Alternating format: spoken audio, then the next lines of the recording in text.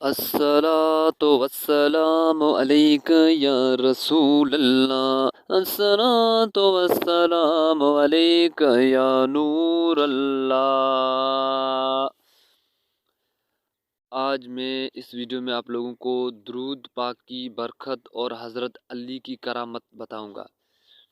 ایک دن چند کافر کسی جگہ پر بیٹھے تھے۔ ایک سائل نے آ کر سوال کیا۔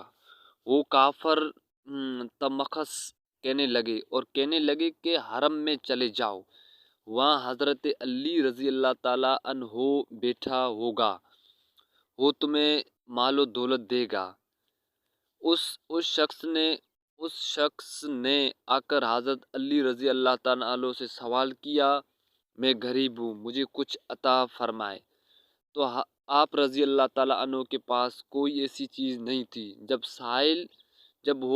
جب وہ آپ اس سائل کو عطا فرماتے ہیں تو حضرت علی رضی اللہ تعالیٰ عنہ نے 10 مرتبہ درود شریف پڑھ کر اس سائل کے ہاتھ میں دم کر کے فرمایا، اپنے ہاتھ بند کر کے ان کافروں کے سامنے جا کر کھولنا، اپنے ہاتھ کو کھولنا۔